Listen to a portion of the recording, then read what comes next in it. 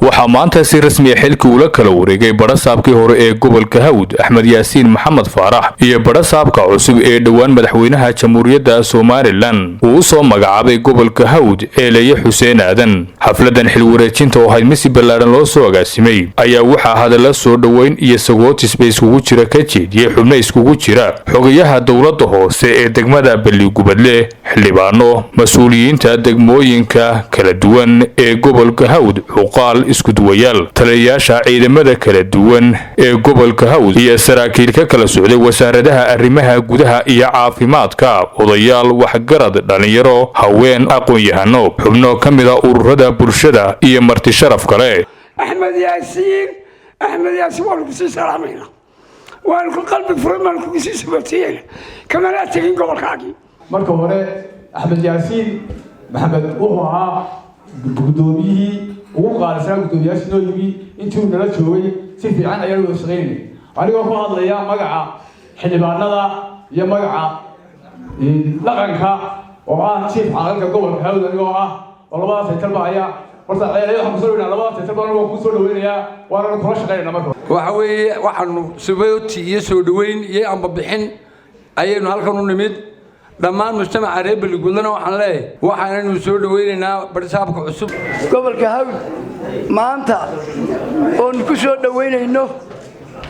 gudoomiyaha cusub kii horena waa ku sii socodayna oo si amaanayna sharaf karaamo yaanu ku sii socodayna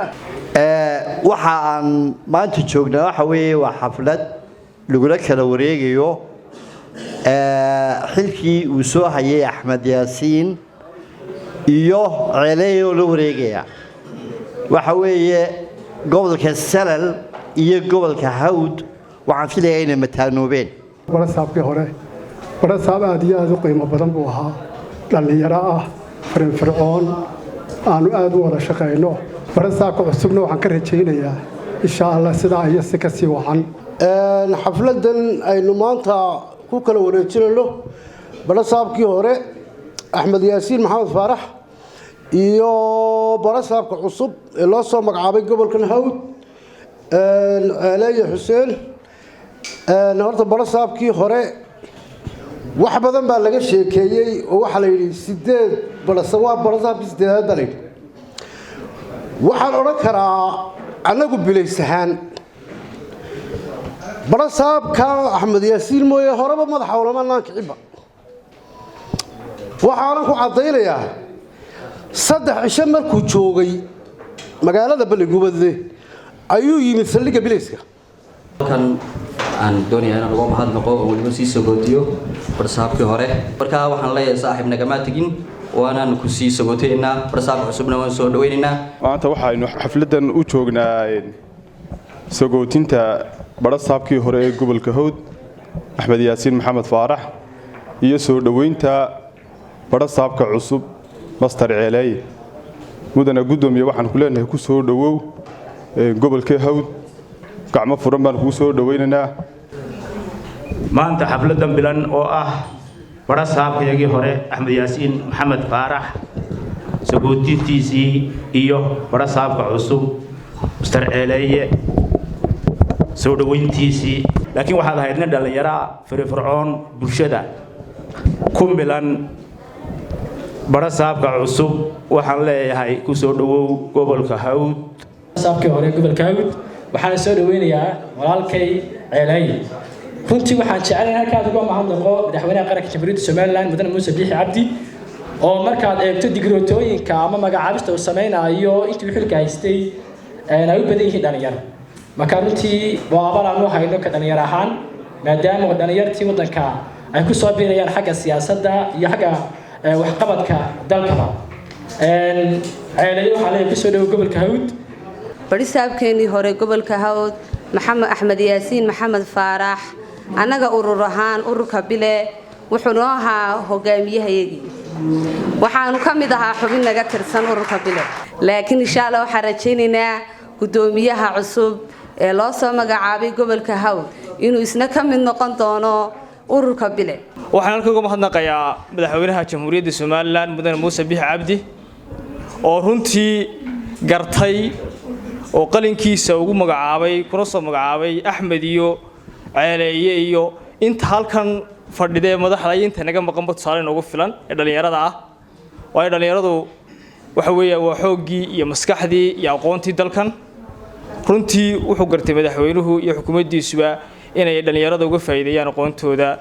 gudoomiyaha hore Axmed Yaasiin waan sii ducaynaa waan sii sawteynaa gudoomiyaha cusub Ceeleeyana waan soo dhaweynaynaa Axmed Yaasiin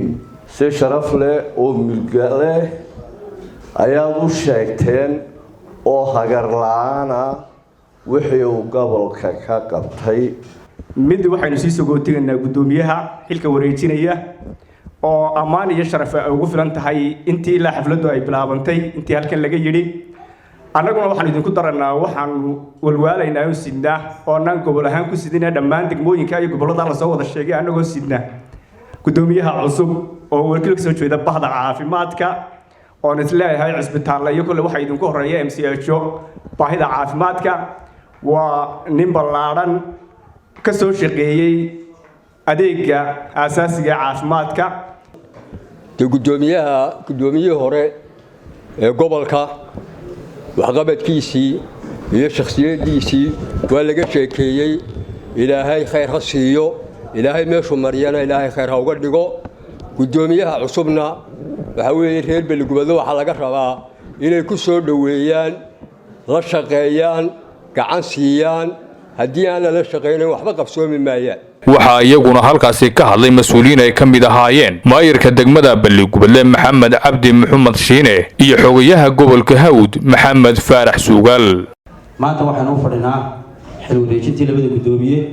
gudoomiyihii hore oo ay sii sabootiyay doono Axmed Yaasiin Maxamed Faarax iyo gudoomiyaha cusub oo soo dhaweyn doono Ceeleeye Xuseen Aadan waxaan leeyahay gudoomiyaha hore gudoomiye nagama tagin reer Beligubadle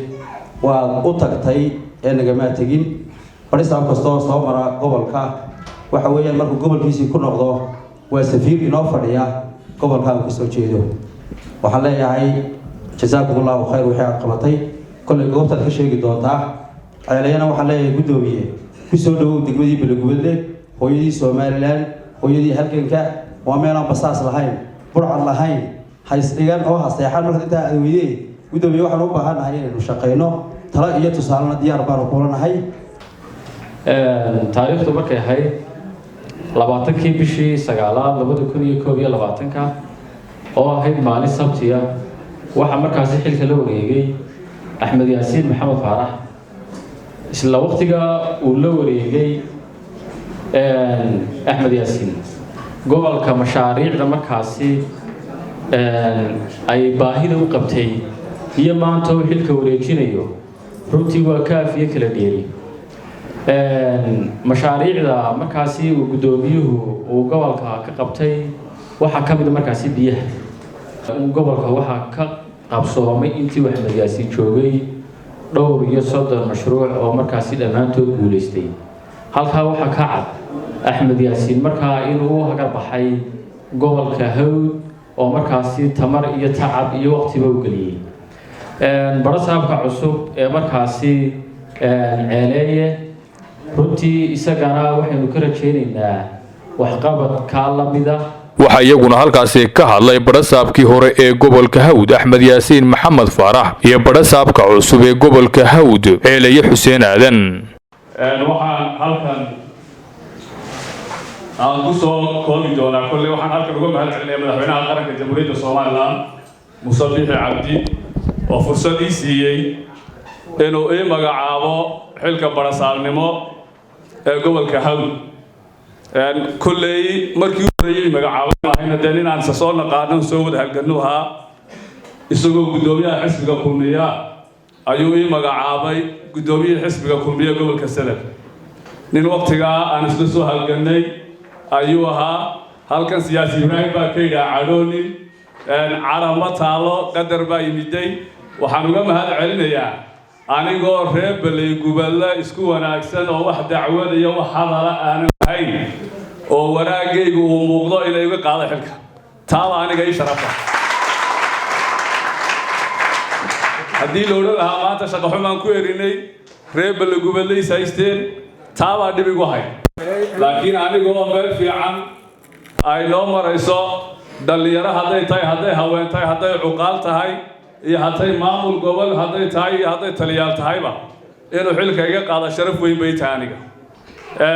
midda kale meel aan u socdaa ma jiro deegaankan ka soo jeedana xisbiga kulmiye qof iiga hedel badani ma jiro cid xarig u soo gashay madaxweynuhu siduu madaxweyne u noqon lahaa oo loo soo xidhay oo soo dadaashay oo halkaa hoose ka soo bilowday anigaa jira taana cabsi kama qabo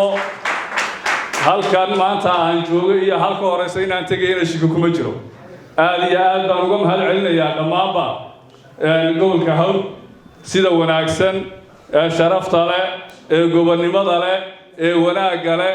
ee aan u wada karaamada leh ee intii aan joogay aan u wada shaqaynaynay dhammaantoodba aad iyo aad baan idiga mahad celinayaa marka aad iyo aad baan uga mahad celinayaa reer balligubadle sharafta iyo karaamada ay intaa aan joogay ay gula shaqeeyeen waxqabad badan baa gobolka ka galay lababa uu isugu jiraa waxqabadku waxaan nasiib u yeeshay inta aan joogay iyo waxaan dadaalka anigu aan qaybta u horreysay aan ka ahay amni ahaan gobolka guud ahaantii waa amni alxamdulilah ilaahay baa wax loogu mahadnaqa ay tahay aniguna waxaan isleeyahay horumarkii uu horseeday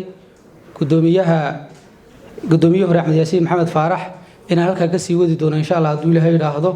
kulley sida horeba halka looga soo dhawaajay dadkii hortay hadlay sheegeen balligubadle iyo gobolka Hawd iyo Salel waa laba gobol oo isku suntan balligubadle waa hooyadii Somaliland waa gobolkii halganka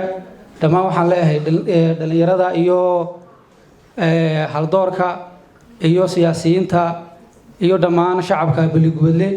waxaan leeyahay horumarka hadduu Ilaahay yiraahdo gacmahan isqabsan doonaa hawshan halkaas aan ka sii wadi doonaa gabagabadii waxaa halkaasi ka hadlay agaasimaha amniga ee wasaaradda arrimaha gudaha jamhuuriyadda Somaliland Ibrahim Ali Ismaaciil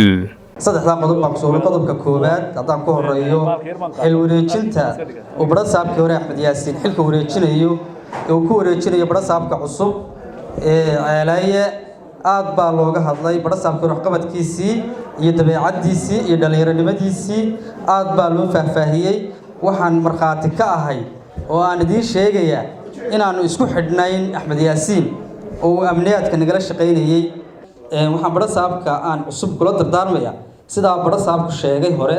inaad dadka jilicsan u dhiganugulaato la shaqayso oo waxa weeye dadku cadaalad baa dadka deeqda oo aad cadaalad u shaqayso Axmed Yaasiinna wasaaradda arrimaha guduhu hore uga tirsanaa iminkana wuu naga tirsanaanayaa Maxamed Jiciir Axmed warbaahinta qaranka Somaliland magaalada Balligubadle